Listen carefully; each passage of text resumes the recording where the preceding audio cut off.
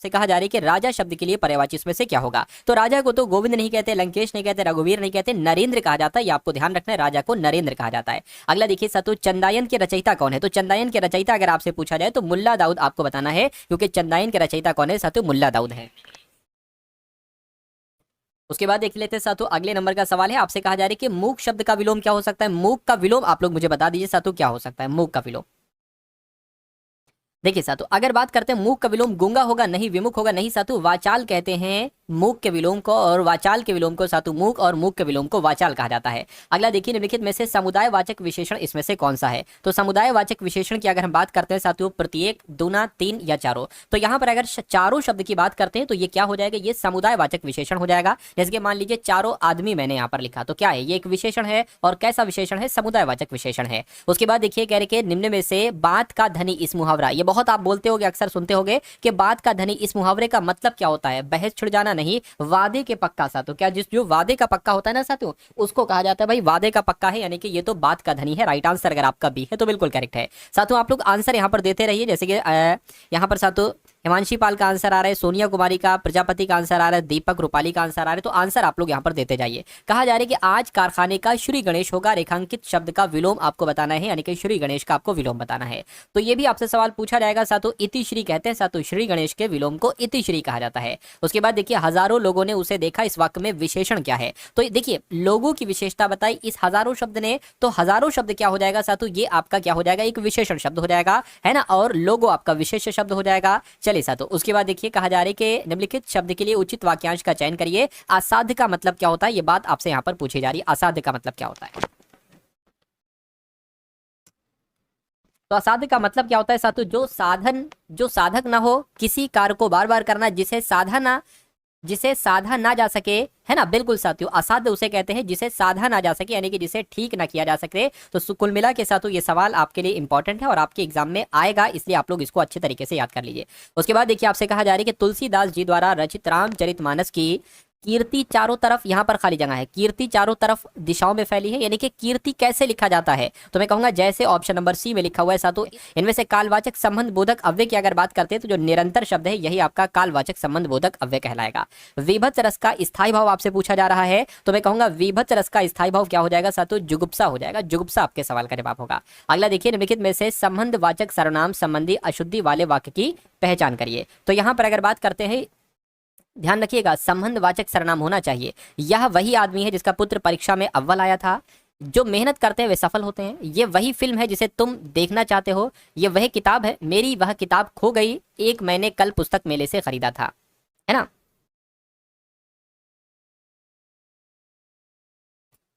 बताइए। तो देखिए ये भी सही लग रहा है ना, ये भी सही लग रहा है, ये भी सही लग रहा है। दिक्कत यहां पर आपको लग रही है, यहां पर लग रही, तो यही आपका जवाब होगा। उसके बाद देखिए साथियों, अगले नंबर का सवाल है, इस सवाल को देखिए साथियों और आप लोग मुझे बताइए आपके सवाल का जवाब क्या हो सकता है, बताइए। साहित्य में रस का क्या अर्थ होता है। तो रस का अर्थ क्या होता है, ये बात आपसे पूछी जा रही है। किसी रस का आनंद, साहित्य की मिठास, साहित्य से मिलने वाली आनंद अनुभूति, मैं कहूंगा बिल्कुल सही, साहित्य से मिलने वाली आनंद अनुभूति जो है साथियों, उसको ही साहित्य में रस कहा जाता है। यानी कि आपके सवाल का जवाब जो जाएगा वो ऑप्शन नंबर सी के साथ जाएगा। अगला देखिए, निम्नलिखित में से प्रश्नवाचक चिन्ह कौन सा है। अच्छा, यानी कि अगर बात करते हैं ये क्या है, तो ये तो एक प्रश्नवाचक चिन्ह है, क्वेश्चन मार्क है। राइट आंसर आपका ऑप्शन नंबर बी होगा। अगला सवाल आपकी स्क्रीन पर है, करके यहाँ पर अगर बात करते हैं तो आपसे कहा जा रहा है कि दिए गए वाक्य में रेखांकित शब्द के लिए सही वर्तनी याद करिए। हिंदी हमारी मातृभाषा है, तो मातृभाषा की वर्तनी सही नहीं लग रही होगी। मातृभाषा की वर्तनी कैसे लिखी जाती है, कुछ इस प्रकार से लिखी जाती है, और ऐसी कहां पर लिखी हुई है, ऐसी आपके ऑप्शन नंबर डी में लिखी हुई है। तो जो लोग यहाँ पर ऑप्शन नंबर डी के साथ हैं तो बिल्कुल करेक्ट है। अगला देखिए, श्वेता पढ़ रही थी, इस वाक्य में किस काल की क्रिया का प्रयोग हुआ है। देखिए श्वेता पढ़ रही थी, अभी वो पढ़ रही है, उसका काम पूरा नहीं हुआ, यानी कि अपूर्ण आएगा, और अपूर्ण भूतकाल वाला वाक्य ये हो जाएगा, यानी कि अपूर्ण भूतकाल वाला वाक्य है, श्वेता पढ़ रही थी, आंसर आपका डी होगा। उसके बाद देखिए अगला सवाल है, आपसे कहा जा रहा है कि वाक्य में रिक्त स्थान की पूर्ति करिए। मीराबाई एक महान, अब यहाँ पर खाली जगह है, तो मीराबाई एक महान कवित्री है, यानी कि कवित्री की शुद्ध वर्तनी आपको बताना है। तो मैं तो ऐसे ही बता दूंगा साथियों, जैसे ऑप्शन नंबर डी में लिखा हुआ है ये बिल्कुल सही हो जाएगा, और यही आपके सवाल का जवाब होगा। तो खुशी है, सोनिया है, आजम है साथियों, ज्योति है, रूपाली है, आनंद कुमार है ना, ऑफिशियल चैनल है, सभी का आंसर यहाँ पर आ रहा है। आप लोग फटाफट बहुत तेजी के साथ मुझसे पहले आप अपना आंसर यहाँ पर टाइप कर दीजिएगा। अध्यापक को पुरस्कार दीजिए, इस वाक्य में कौन सा कारक है। देखिए अध्यापक को कर्ता ने कर्म को, तो कर्ता ने कर्म को आया साथियों, तो कर्म को आया तो कर्म कारक आपके सवाल का जवाब होगा। उसके बाद देखिए नीलोत्पलम में कौन सा समास है, बताइए साथियों, नीलोत्पलम में कौन सा समास है, मैं कहूंगा साथियों कर्मधारय समास है, तो कर्मधारय आपके सवाल का जवाब होगा। दोहा छंद में कितने चरण होते हैं, तो दोहा छंद में कितने चरण होते हैं, मैं कहूंगा दोहा छंद में 4 चरण होते हैं, तो 4 चरण होते हैं, आंसर आपका ऑप्शन नंबर डी होगा। उसके बाद देखिए आपसे कहा जा रहा है कि पृथ्वी अपने अक्ष पर घूमती है, इस वाक्य में प्रयुक्त अक्ष शब्द इनमें से किस अर्थ को व्यक्त करता है, तो अक्ष का मतलब साथियों मैं कह सकता हूं धुरी हो जाएगा, है ना, पृथ्वी अपने अक्ष पर घूमती है यानी कि पृथ्वी अपनी धुरी पर घूमती है, तो धुरी ऑप्शन नंबर ए अगर आपका जवाब है तो आपका जवाब बिल्कुल करेक्ट है। कर्मवाच्य में प्रधान होता है, कर्मवाच्य में साथियों कर्म प्रधान होता है ना, और कर्तवाच्य में कर्ता प्रधान होता है, कर्मवाच्य में साथियों कर्म प्रधान होता है। अगला देखिए ब्रिजबुली नाम से जानी जाती है, तो ब्रिजबुली नाम से जानी जाती है पंजाबी, मराठी, गुजराती, पुरानी बांग्ला, मैं कहूंगा पंजाबी जो है ना साथियों ये ब्रिजबुली नाम से जानी जाती है। सही जवाब आपका ऑप्शन नंबर ए है। निम्नलिखित में से किस वाक्य में लिंग संबंधी अशुद्धि है, बताइए, तो किसमें साथियों लिंग संबंधी अशुद्धि है, नदी सदैव बहती ही रहती है, ये तो सही है। मोहिनी नृत्य अत्यंत ललित है, मोहिनी की नृत्य, अच्छा भैया मोहिनी का नृत्य होना चाहिए वैसे। मेरी अभिलाषा है कि मेरे जन्मदिन पर आप अवश्य आएं, ये भी सही है। आपकी क्षति की पूर्ति कर दी जाए, ये भी सही, ये भी सही है। यानी कि लिंग संबंधी अशुद्धि जो है वो साथियों ऑप्शन नंबर बी वाले में है ना। चलिए उसके बाद देखिए साथियों अगले नंबर का सवाल है, कह रहे कि निम्नलिखित में से निश्चयवाचक सर्वनाम इसमें से है, तो निश्चयवाचक सर्वनाम के बारे में आपसे पूछा जा रहा है। तो देखिए यह और वह जो होता है ना ये निश्चयवाचक सर्वनाम होता है, कोई कुछ ये अनिश्चयवाचक सर्वनाम होता है, तो ये दोनों बातें आप लोग ध्यान रखेंगे। उसके बाद देखिए पावक का सही संधि विच्छेद साथियों क्या हो सकता है, बताइए, तो इसमें अगर संधि की अगर हम बात करते हैं तो कौन सी संधि हो जाएगी, अयादी संधि हो जाएगी। अगर हम संधि विच्छेद की बात करते हैं तो पौ धन अक इसका संधि विच्छेद हो जाएगा, और ऐसा कहां पर लिखा हुआ है, ऐसा आपका ऑप्शन नंबर सी में लिखा हुआ है। नेक्स्ट नंबर का सवाल आपकी स्क्रीन पर, निम्नलिखित वाक्यों में से भविष्य काल को पहचानिए, इसमें से कौन सा वाक्य भविष्य काल वाला आपको लग रहा है, गाय घास चरती है, ये तो नहीं लग रहा है। रोहन मुंबई गया था, ये भी नहीं है। मैं कल घूमने जाऊंगी, बिल्कुल साथियों ये आपका भविष्य काल वाला वाक्य है, तो आपके सवाल का जवाब अगर ऑप्शन नंबर सी के साथ है तो बिल्कुल करेक्ट है। अगला सवाल देखिए, अधिक समय तक जीते रहने को इच्छुक वाक्यांश, यानी कि आपसे कहा जा रहा है अधिक समय तक जीते रहने का जो इच्छुक होता है ना साथियों उसके लिए एक शब्द क्या होता है, तो उसको जिजीविषु कहा जाता है। बात आपको ध्यान रखना है, क्या अधिक समय तक जीते रहने को इच्छुक वाक्यांश के लिए एक शब्द होगा वो जिजीविषु हो जाएगा। उसके बाद देखिए अपकर्ष का विलोम साथियों क्या हो सकता है, अपकर्ष का विलोम, तो आपको ये ध्यान रखना है कि अपकर्ष का विलोम उत्कर्ष होता है। क्या होता है साथियों, अपकर्ष का विलोम उत्कर्ष होता है। राइट आंसर आपका ऑप्शन नंबर ए होगा। कौन सा वाक्य व्यक्तिवाचक विशेषण का उदाहरण है, मुझे बताइए, तो व्यक्तिवाचक विशेषण के उदाहरण की अगर बात करते हैं, नागपुरी केले मीठे होते हैं, उस लड़के को, अब लड़का एक जातिवाचक संज्ञा, मेरे 100 रुपए प्रत्येक छात्र को किताब दो, मैं कहूंगा नागपुरी केले की अगर बात करें तो इसमें एक विशेषण व्यक्तिवाचक विशेषण हो जाएगा, यानी कि आपके सवाल का जवाब ऑप्शन नंबर ए होगा। उसके बाद देखिए कह रहे कि अधचल गगरी छलकत जाए लोकोक्ति का अर्थ इनमें से क्या है, तो इसका मतलब क्या होता है, घड़ों में कम पानी होना, अकेला आदमी लाचार होता है, मूर्ख धनवान या थोड़े ज्ञान के बावजूद उसका प्रदर्शन, अधचल गगरी छलकत जाए यानी कि ज्ञान तो थोड़ा है लेकिन उसका प्रदर्शन वो बहुत ज्यादा कर रहा है, तो इसलिए सही जवाब आपका ऑप्शन नंबर डी होगा। और जिनका भी आंसर ऑप्शन नंबर डी है मैं देख पा रहा हूं साथियों उनका आंसर बिल्कुल सही हो जाता है। यानी कि अरे जरा इधर तो आ, इसमें अव्यय आपको बताना है साथियों कौन सा है, बताइए। तो अगर बात करते हैं साथियों इसमें आपका विस्मयादि बोधक अव्यय आएगा, क्या आएगा, विस्मयादि बोधक आएगा, अरे जरा इधर तो आमे। उसके बाद देखिए करके कवि बिहारी किस रस के कवि माने जाते हैं, तो कवि बिहारी की अगर बात करें तो ये श्रृंगार रस के कवि माने जाते हैं। सही जवाब आपका ऑप्शन नंबर सी होगा। निम्नलिखित विकल्पों में से कौन सा एक वाक्य प्रश्नवाचक सर्वनाम से संबंधित नहीं है, तो कौन सा संबंधित नहीं है ये आपसे पूछा जा रहा है। देखिए प्रश्नवाचक सर्वनाम से संबंधित होना चाहिए। यह मूर्खता किसने की है, किसी ने जोर से चीत्कार की, संसार का संचालन और नियमन कौन करता है ना, कौन आ गया, किसने आ गया, यह गाड़ी किसकी है, तो मैं कहूंगा इन तीनों में तो साथियों प्रश्नवाचक सर्वनाम है, लेकिन किसमें नहीं है, ऑप्शन नंबर बी में नहीं है। अब ऑप्शन नंबर बी में नहीं है साथियों तो ये क्या होगा, ये आपके सवाल का देखिए, अब लो नसानी अब ना नसोही, इस पंक्ति में कौन सा रस है, मैं आपको कई बार बता चुका हूं साथियों, इसमें आपका शांत रस है, और ये वाला सवाल आपके एग्जाम में आएगा ही आएगा। निम्नलिखित में से बहुवचन से संबंधित वाक्य इसमें से कौन सा है, तो प्रेम और हरि तुम्हारे मामा है, वह एक दाता है, देवराज अत्यंत वीर है, प्रेम तुम्हारे मामा, मैं कहूंगा ये ऑप्शन नंबर ए वाला साथियों एक बहुवचन वाला वाक्य है। सही वर्तनी वाले शब्द का चयन करिए, यानी कि उत्कृष्ट कैसे लिखा जाता है, तो मैं तो आपको कहूंगा कि जैसे ऑप्शन नंबर ए में लिखा हुआ है ऐसे लिखा जाता है उत्कृष्ट।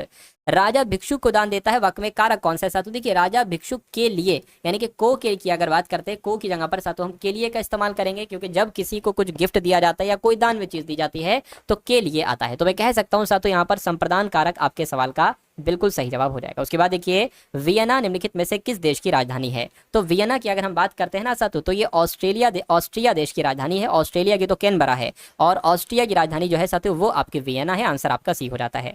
उसके बाद देखिए अगला सवाल है करके चुंबी घाटी भारत और चीन और किस देश के बीच एक त्रिसंगम है? तो आपको ये ध्यान रखना है कि चुंबी घाटी जो है ये भारत, चीन और भूटान के बीच एक त्रिसंगम है। आंसर आपका ऑप्शन नंबर डी होगा। अगले नंबर का सवाल आपकी स्क्रीन पर है। आपसे कहा जा रहा है साथियों कि निम्नलिखित में से कौन सा एक जोवियन ग्रह है? तो इनमें से कौन सा एक जोवियन ग्रह है मुझे बताइए। मैं कहूंगा वरुण ग्रह जो है ना ये एक जोवियन ग्रह है। आंसर आपका ऑप्शन नंबर बी होगा, है ना। भारत द्वारा पोखरण में पहला परमाणु परीक्षण कब किया गया था? तो ये साथियों 1974 में किया गया था। भारत द्वारा पोखरण में पहला परमाणु परीक्षण 1974 में किया गया था। निम्नलिखित में से किस प्रधानमंत्री के कार्यकाल में भारत श्रीलंका शांति समझौते पर हस्ताक्षर हुए थे? बताइए।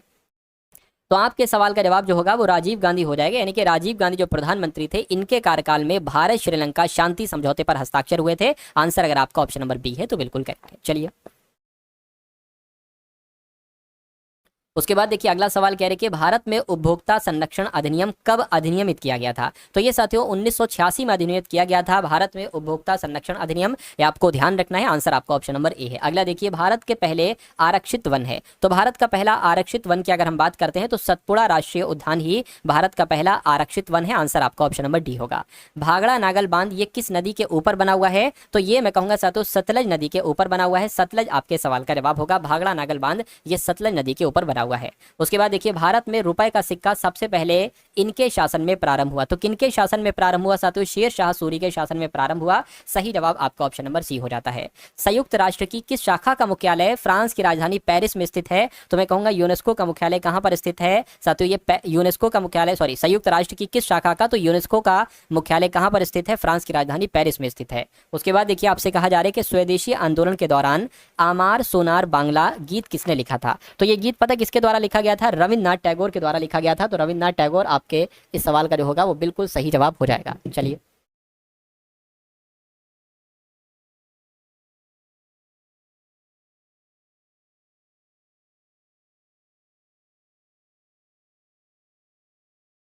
उसके बाद देखिए अगले नंबर का सवाल साथियों है यहां पर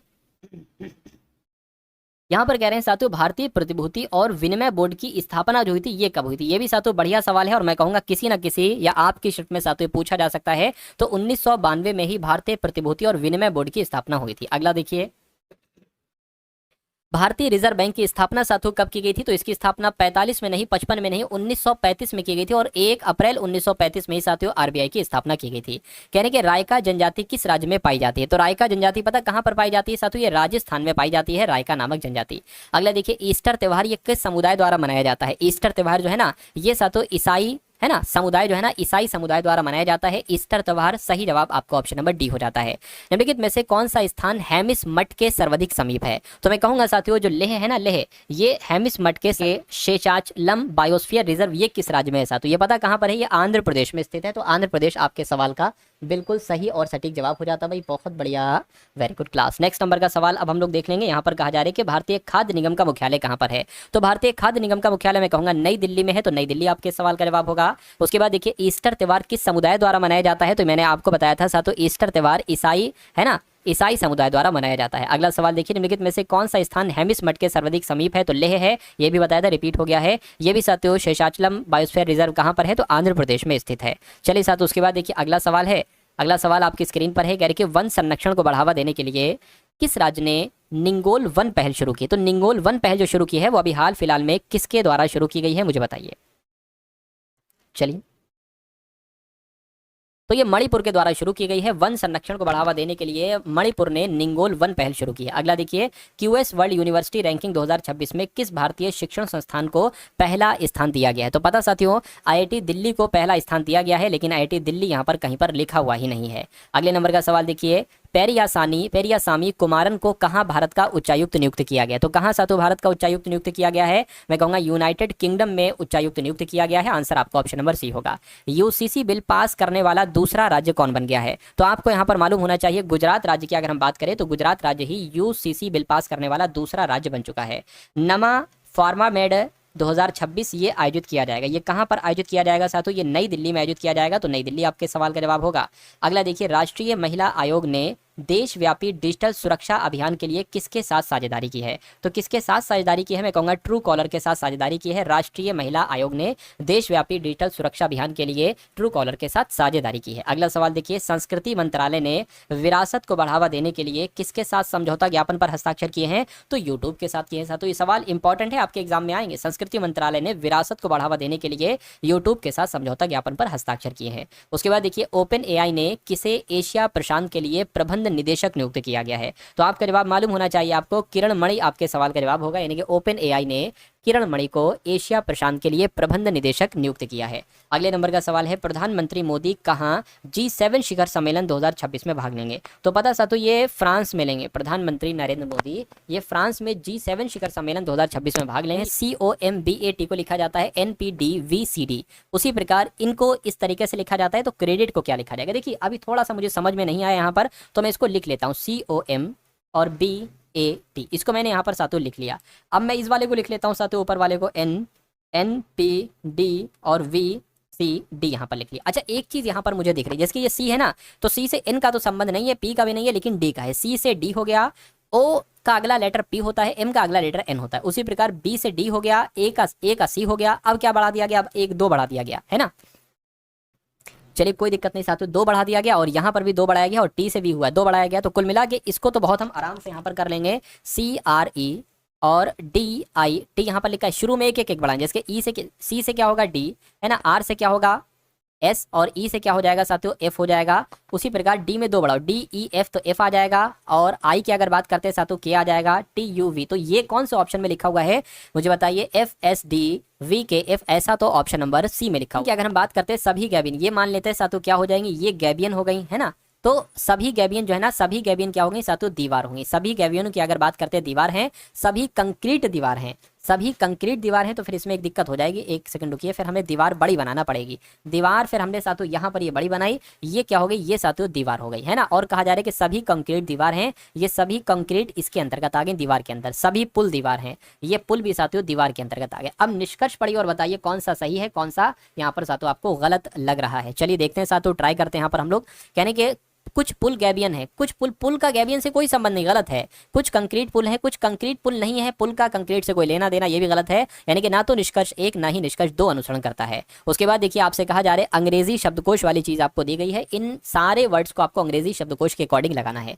देखिए सबसे पहले जैसे कि DEC यहाँ पर है, DEC यहाँ पर है, DEC यहाँ पर है, DEC यहाँ पर है, DEC क्या? DACA है, DACA DACA DACA DACA। अब आ रहा है Y तो सबसे अंत में आएगा है ना। G आ रहा है, G पहले आता है या D पहले आता है? मैं कहूँगा D पहले आता है, D पहले आता है, M D पहले आता है, D पहले आता है, या N मैं कहूँगा D पहले आता है। तो 3 वाला सबसे पहले आ जाएगा, यानी कि ये होगा या तो ये होगा।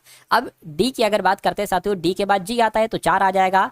तो 3 और 4 वाले में से साथियों आपका कोई जवाब यहाँ पर हो सकता है। तो क्या क्या हो गए? 3 वाला भी हो गया है ना, 4 वाला भी हो गया। अब देखिए DACA N पहले आएगा या Y पहले आएगा? तो N पहले आता है ना, और N से पहले साथियों आपका M आता है, तो ये आपका 2 आ जाएगा, फिर 1 आ जाएगा और फिर 5 आ जाएगा। तो 34,215 कहाँ पर लिखा हुआ है? 34,215 आपका ऑप्शन नंबर B में लिखा हुआ है। तो जिनका आंसर ऑप्शन नंबर B के साथ है तो बिल्कुल करेक्ट है। चलिए भाई, क्या समझ में नहीं आ रहा है? बहुत अच्छे तरीके से मैं पूरी कोशिश कर रहा हूँ कि आपको हर एक चीज़ समझ में आए, है ना। क्या चीज़ आपको साथियों यहाँ पर समझ में नहीं आ रही है, एक बार आप लोग मुझे बताएंगे। चलिए नेक्स्ट नंबर का सवाल है, जैसे कि ये सवाल एक नंबर सीरीज का यहाँ पर ये सवाल है। ये सवाल अधूरा है। इस सवाल को देखिए, 77वें सवाल को आपसे कहा जा रहा है कि पहले 105 है, उसके बाद 155 है, उसके बाद 196 है, और उसके बाद साथियों 228 है, और फिर साथियों 251 है, और अगला नंबर, अब आपको ये बताने कि अगला नंबर यहाँ पर साथियों क्या हो सकता है। तो लॉजिक पहचानिए, लॉजिक से सवाल अगर आप करते हैं तो ये बहुत अच्छी बात है। देखिए साथियों, जैसे कि 105 से 155 हुआ है, मैं कहूँगा यहाँ पर साथियों लगभग 50 बढ़ाया गया है। 155 से 196 हो गया है, यहाँ पर कितना बढ़ाया गया है साथियों? यहाँ पर अगर बात करें तो 41 बढ़ाएगा। ये बात क्लियर है? ठीक है, कोई दिक्कत नहीं। 196 से 228 हो गया है, तो 8 में से 6 जाएगा, 2 बचेगा, 22 में से साथियों यहाँ पर 32 हो जाएगा। यहाँ पर कितना बढ़ाया गया एक बार देखिए, है ना। तो मैं कहूँगा साथियों यहाँ पर भी लगभग कितना बढ़ाया गया? 23 बढ़ाया गया। 23 बढ़ाया, तो यहाँ पर कितना बढ़ाया जाएगा ये बात आप लोग मुझे बता दीजिए। चलिए तो ट्राई करते हैं साथियों। देखिए 50 से 41 पर गए तो 9 घटाया गया, 41 से 32 पर नहीं गए 9 घटाया गया, फिर 9 घटाया गया तो फिर 9 घटाया जाएगा, यानी कि 23 में से 9 घटाओगे तो साथियों 14 यहाँ पर आ जाएगा। तो 14 इसमें आपको जोड़ना है, तो 14 जोड़ोगे 251 से 265 हो जाएगा। तो 265 कौन से ऑप्शन में है? ऑप्शन नंबर बी वाले पे। तो जिनका आंसर ऑप्शन नंबर बी के साथ है तो मैं कहूँगा आंसर आपका बिल्कुल करेक्ट है। अगला सवाल आपकी स्क्रीन पर है, देखिए इस सवाल को और बताइए आपका जवाब क्या होगा। आपसे कहने के ए का अर्थ क्या है साथियों? घटाव है, यानी कि जहां पर आपको ए दिखे वहां पर घटा देना माइनस। बी का अर्थ यहाँ पर भाग है, डी का अर्थ साथियों यहाँ पर भाग हो जाएगा, और सी का मतलब गुणा है, और डी की अगर बात करते साथियों डी का मतलब यहाँ पर जोड़ है। इसको आपको कैलकुलेट करके मुझे बताना है। किसको? इसको। देखिए 28 है, 80 है, 16 है, और सातों 5 है, उसके बाद सातों यहाँ पर 21 है। चलिए तो देखते हैं सातों, जैसे कि ए है तो ए का यहाँ पर माइनस आ जाएगा, बी की अगर बात करते हैं तो भाग आ जाएगा, सी की अगर बात करते हैं तो गुणा आ जाएगा, डी की अगर बात करते हैं तो प्लस आ जाएगा। 16 भाग पहले सबसे सॉल्व होगा, 16 पंजे 80 होता है, तो सातों यहाँ पर क्या हो जाएगा? 28 माइनस 5 गुणा 5 प्लस आपका 21, 5 पंजे 25 हो जाएगा। यानी कि अगर बात करते हैं सातों ये आपका 28 में से 25 होगा, घटेगा तो 3 बचेगा, 3 प्लस 21 आपका कितना हो जाएगा? तो ये आपका सातों 24 हो जाएगा। 24 आपका यहाँ पर जवाब हो जाएगा, और 24 आपका जवाब कहाँ पर लिखा हुआ है? ऑप्शन नंबर से लिखा हुआ है। सातों मैं देख रहा हूँ जितने लोग लाइव वॉचिंग कर रहे हैं उतने लोगों ने साथियों वीडियो को लाइक नहीं किया है ना? तो आप लोग सबसे पहले इस वीडियो को एक बार लाइक का बटन जरूर दबा दीजिए। चलिए उसके बाद देखिए अगले नंबर का सवाल आपकी स्क्रीन पर है, देखिए और बताइए आपका जवाब क्या होगा।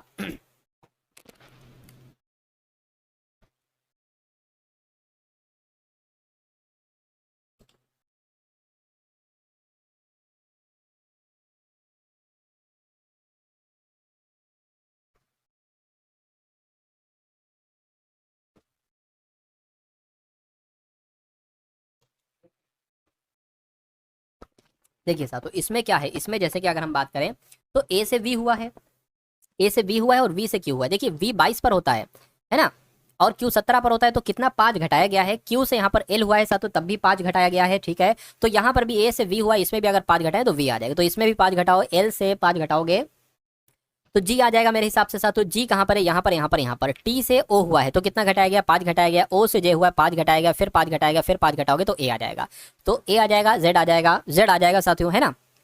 चलिए तो जी आ गया, जेड आ गया, और ई से जेड हुआ है, ई से जेड हुआ है तब कितना घटाया गया साथियों? यहाँ पर तब भी 5 घटाया गया है। जेड से यू हुआ है 5, 5 और 5 फिर से घटाओगे तो मैं कहूँगा यहाँ पर कितना आ जाएगा? के आ जाएगा। तो जी जेड के कहाँ पर लिखा हुआ है? जी जेड के आपका ऑप्शन नंबर डी में लिखा हुआ है। उसके बाद देखिए अगले नंबर का सवाल आपकी स्क्रीन पर है, आपसे कहने के 52 बच्चों की एक कक्षा में बिलाल का स्थान नीचे से 11वां है। यानी कि मान लेते हैं साथियों ये इस पंक्ति में 52 लोग हैं और बिलाल का स्थान नीचे से, अगर हम नीचे से काउंट करते हैं साथियों तो बिलाल की अगर बात करते हैं, बिलाल का स्थान कितना है? बिलाल का स्थान 11वां है। सलमान बिलाल से 9 स्थान ऊपर है, यानी कि 9 स्थान इसमें आपको और जोड़ना पड़ेगा, यानी कि नीचे से टोटल 11 + 9 20वें स्थान पर साथियों कौन है? सलमान है। ठीक है भैया, सलमान है। तो कहने के ऊपर से सलमान की स्थिति क्या होगी? तो ऊपर से सलमान की स्थिति क्या होगी? देखिए 52 में से 20 घटाइए, 52 में से 20 घटाएंगे और 1 जोड़ देंगे साथियों इसमें, है ना। तो ये कितना 1 जोड़ देंगे तो 33 बन जाएगा, यानी कि नीचे से अगर 20वां है तो ऊपर से 33वां होगा। 33वां कहां पर लिखा हुआ है? 33वां आपका ऑप्शन नंबर बी में लिखा हुआ है। अगले कह रहे कि सुबह सूर्योदय के बाद, यानी कि सूर्योदय के समय अर्जेंटीना के फुटबॉल कोच मेसी, जिनका नाम मेसी है, मेसी के साथ मैदान में ऐसी स्थिति में खड़े होकर अगले मैच के लिए रणनीति पर चर्चा कर रहे थे, है ना। चलिए कोई दिक्कत नहीं है।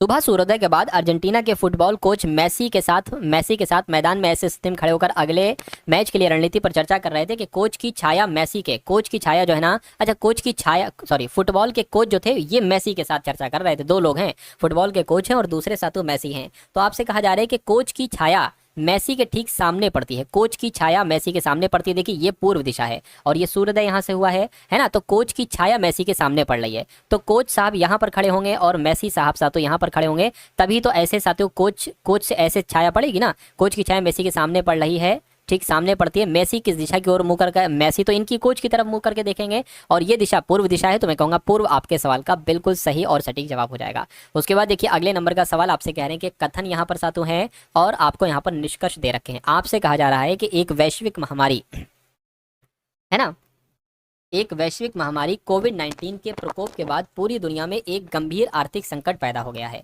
बहुत से लोगों की नौकरी चलेगी, बिल्कुल सही बात है। वैश्विक आर्थिक संकट के कारण शेयर बाजारों में गिरावट हो सकती है, बिल्कुल हो सकती है साथियों। यानी कि दोनों ही यहाँ पर आपके बिल्कुल सही हो जाएंगे और ऐसा ऑप्शन नंबर सी में लिखा हुआ है। उसके बाद देखिए साथियों, अगले नंबर का सवाल आपकी स्क्रीन पर है। क्या आपसे कहा जा रहा है, देखिए और बताइए आपका जवाब क्या होगा।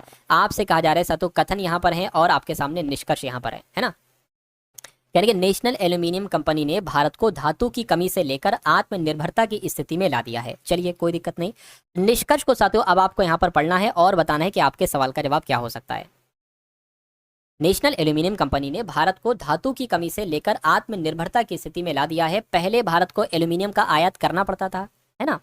पहले इस बात से साथियों ऐसा में पता नहीं चल रहा है कि ये बात सही है गलत हो, गलत मानेंगे। इस गति के साथ ये जल्दी एक विदेशी मुद्रा अर्जक बन सकता है, ये भी संबंधित नहीं है। तो ये दोनों ही गलत है। मैं कहूंगा ना तो निष्कर्ष एक अनुसरण करता है और ना ही निष्कर्ष दूसरा वाला अनुसरण करता है। इसलिए सही जवाब आपका जो जाएगा वो ऑप्शन नंबर डी के साथ जाएगा। उसके बाद देखिए साथियों, अगला सवाल है। आपसे कहा जा रहा है कि यदि सफेद को काला कहा जाए, काले को स्लेटी कहा जाए और स्लेटी को लाल कहा जाए, लाल को हरा कहा जाए, हरे को नीला और नीले को पीला कहा जाए, तो ट्रैफिक के स्टॉप सिग्नल की लाइट का रंग कैसा होता है। तो ट्रैफिक के स्टॉप सिग्नल की लाइट का रंग लाल होता है और लाल को यहाँ पर क्या कहा गया है, हरा कहा गया है। तो हरा आपके सवाल का जवाब होगा, ठीक है ना। तो साथियों जिनका भी आंसर ऑप्शन नंबर डी के साथ है तो मैं कहूंगा आंसर आपका बिल्कुल करेक्ट हो जाएगा।